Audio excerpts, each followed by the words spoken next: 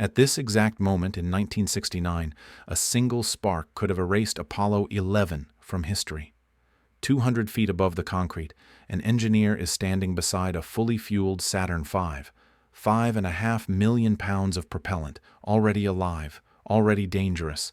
There's a hydrogen leak near the top of the rocket. You can't see it, you can't smell it. You only know it's there because the instruments are screaming. If it ignites, there is no explosion sequence, no countdown, no time to react. The blast would hit faster than the human nervous system can process pain. Everyone on the pad would be dead before they understood what happened. This isn't bravery. This is exposure. One man, one wrench, inches away from energy powerful enough to level a city block, while the most expensive machine on Earth waits to decide whether it's going to the moon or turning the launch site into a crater. NASA knew this scenario wasn't hypothetical. They planned for it. Not with speeches or courage, but with something far colder. Because if the rocket went up early, there was only one way to survive, and it didn't involve running. It involved disappearing underground, into a place built for the moment when everything above it stops existing. The Saturn V wasn't dangerous because it was large. It was dangerous because it was loaded. By the time Apollo 11 sat on the pad, the rocket held more than 5.5 million pounds of liquid oxygen and liquid hydrogen, propellant so volatile that they don't burn. They detonate. This wasn't fuel waiting patiently in a tank. It was energy under restraint. If that restraint failed, even briefly, the result wouldn't look like a rocket explosion. It would look like a geological event. Engineers calculated that a full pad detonation would create a fireball nearly half a mile wide, with temperatures hotter than molten lava. But heat wouldn't be the killer. Pressure would. The shock wave would slam outward at hundreds of miles per hour, crushing lungs, collapsing structures, and snapping steel like wire. At close range, death wouldn't arrive violently. It would arrive instantly. And NASA knew exactly who would be standing where when it happened. The launch pad wasn't empty. It was populated. Crews were still working. Engineers were still exposed. There was no safe perimeter, no blast shelter nearby, no vehicle fast enough to outrun physics. Once ignition occurred, the clock didn't start ticking. It stopped. That's the part most people don't understand. You don't escape a fully fueled Saturn V. You either aren't there when it goes, or you don't exist afterward. And that brutal reality forced NASA into an uncomfortable position. If disaster couldn't be outrun, it had to be absorbed, which meant survival wouldn't come from distance. It would come from going straight down. NASA didn't respond to this threat with optimism. They responded with math. They assumed the rocket would fail, not because they wanted it to, but because pretending otherwise would get people killed. So while the world saw countdown clocks and waving flags, NASA quietly prepared for the moment when none of that mattered. They modeled what would happen if the tanks ruptured. They mapped the pressure zones. They calculated which structures would survive and which would simply vanish. And the conclusion was always the same. If a Saturn V exploded on the pad, nothing on the surface could protect the people working there. No helmet, no vehicle, no sprint fast enough. Distance was useless. Speed was irrelevant. The only variable that mattered was where you were when it happened. That realization forced a decision most organizations avoid. Instead of trying to stop the worst-case scenario, NASA accepted it. They asked a different question. If everything above ground becomes unlivable in less than a second, where could a human body still exist afterward? The answer wasn't heroic. It wasn't elegant. It was subterranean. Deep beneath the concrete and steel of the launch pad, engineers carved out a space designed not to prevent disaster, but to endure it. This wasn't a shelter meant to ride out a storm. It was built to take the full force of a rocket failure and leave something, anything, alive on the other side. And here's the unsettling part. NASA never told the public about it. There were no press releases, no diagrams in magazines, because acknowledging its existence meant admitting something uncomfortable. That the most powerful rocket ever built could, at any moment, turn the launch site into a kill zone. So instead, they buried the solution. Literally. And they hoped no one would ever have to use it.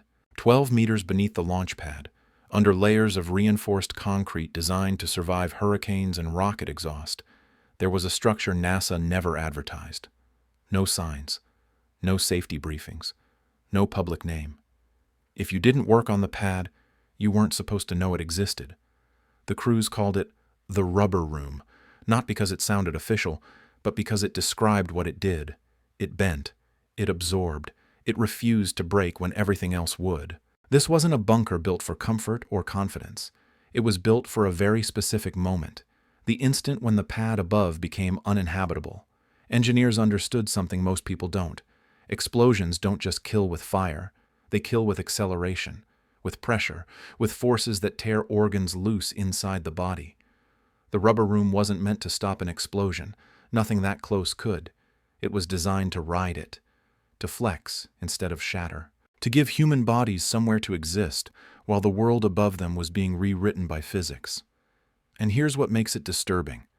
This place wasn't for astronauts. It wasn't for the heroes who would be remembered. It was for the people who stayed behind.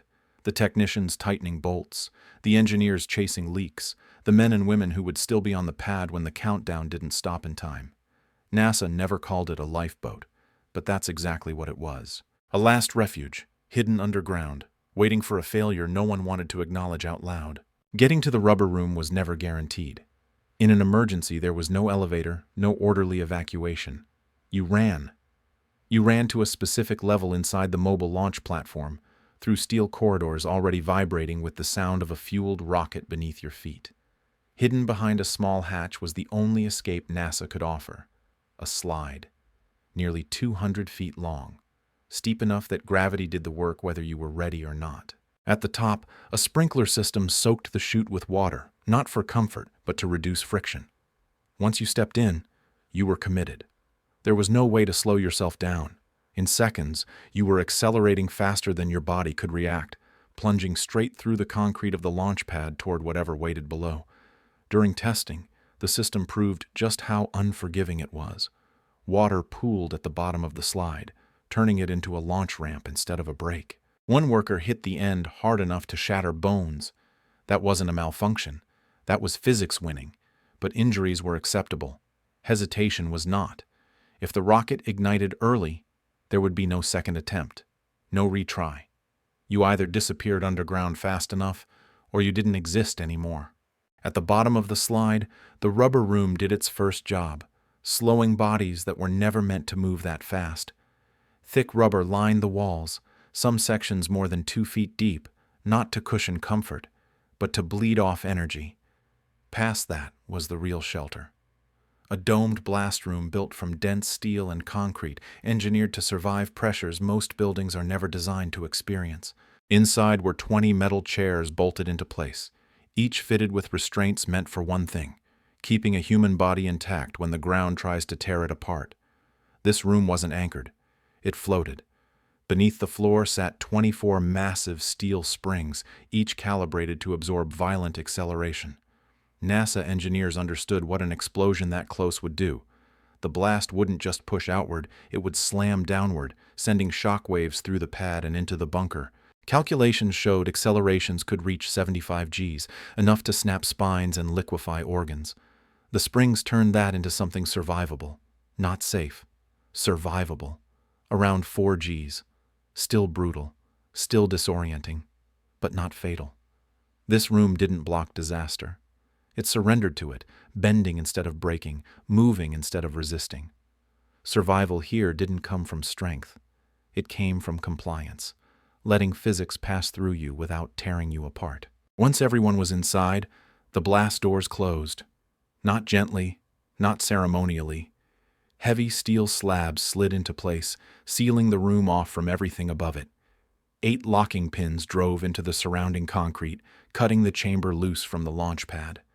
At that point, whatever happened next was out of human hands. There were no windows, no monitors, no confirmation that the rocket was still standing. 20 people sat strapped into metal chairs, facing inward, listening to the structure around them creak and settle. If the Saturn V exploded, they wouldn't hear a countdown. They wouldn't see fire. They would feel the floor move beneath them, violently, as the shockwave passed through the earth. And then they would wait. That waiting was the real test. Not the blast, not the acceleration. Time. In a sealed space, carbon dioxide doesn't announce itself. It builds silently, stealing oxygen molecule by molecule. Breathing becomes shallow. Heads start to ache. Judgment slips. No one speaks unless they have to. Not because they're calm, but because talking wastes air. Minutes feel longer than hours. Every vibration could be the last one. Every silence could mean the pad above no longer exists. This room wasn't designed for panic, but panic didn't care. It was designed for endurance, for sitting still while the most powerful rocket ever built either remained intact or turned everything overhead into debris. And until the doors opened again, no one inside would know which outcome they were surviving. Survival inside the rubber room wasn't about comfort or morale. It was chemistry. Every breath exhaled added carbon dioxide to the air, and in a sealed chamber, that accumulation was lethal long before anyone ran out of oxygen. To counter it, NASA placed a carbon dioxide scrubber at the center of the room.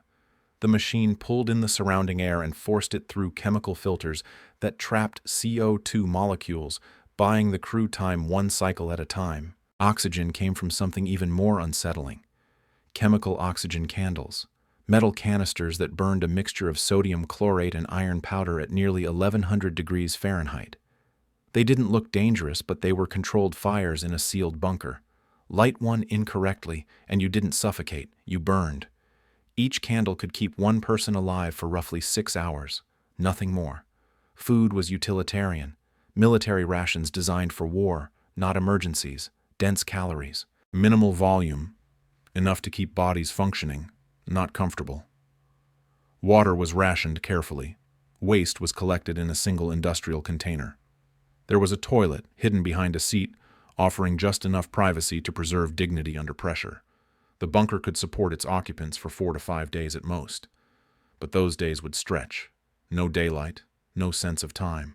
Just machinery humming, chemicals reacting, and people counting breaths while waiting for permission to leave the ground again. If the blast passed and the bunker was still intact, survival entered its final phase: getting out. Leaving the rubber room wasn't a victory lap, it was another calculated risk.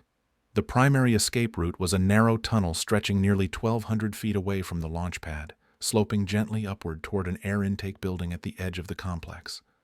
It was dark, it was cramped, and it was never meant for comfort. If debris hadn't crushed it shut, the crew would unseal the blast door and start walking, one step at a time, through a concrete artery that carried fresh air down to the bunker. 10 minutes felt much longer underground. Every sound echoed. Every vibration raised the same question: is this structure still stable, or is it about to finish collapsing? But there was no turning back.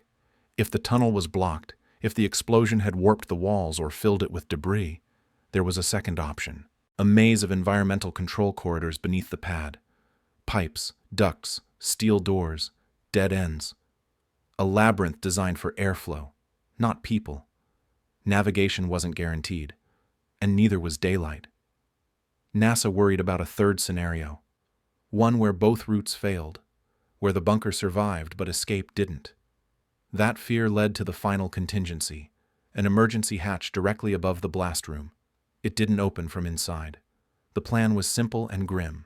If everyone was trapped, NASA would dig down through concrete and sand until they reached it. Rescue wasn't fast, it was patient, and it assumed the people underground were still alive to be found. The Saturn V never exploded on the pad.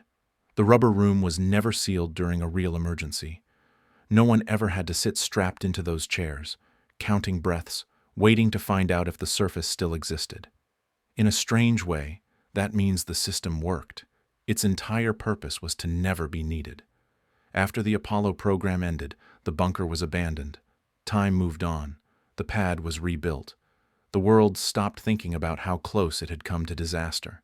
Today, that room still sits underground, sealed, decaying, and largely forgotten. Not because it failed, but because it succeeded quietly. And that's the uncomfortable lesson here. The most important safety systems in history don't leave behind dramatic stories. They leave behind silence. They exist for moments we hope never arrive. Moments when optimism is useless, bravery is irrelevant, and preparation is the only thing standing between order and catastrophe. NASA didn't build the rubber room because they expected failure. They built it because pretending failure was impossible would have been irresponsible. That mindset feels rare today. We tend to celebrate success and ignore the infrastructure that prevents disaster from becoming visible. But every major tragedy is preceded by the same phrase: no one thought it would happen. The rubber room exists as a rebuttal to that thinking. A reminder that real progress isn't just about reaching higher. It's about planning for the fall. If this story made you stop and think, consider supporting the channel by liking the video, sharing it with someone who appreciates this kind of history, and subscribing for more deep dives into the moments where everything almost went wrong. Thanks for watching.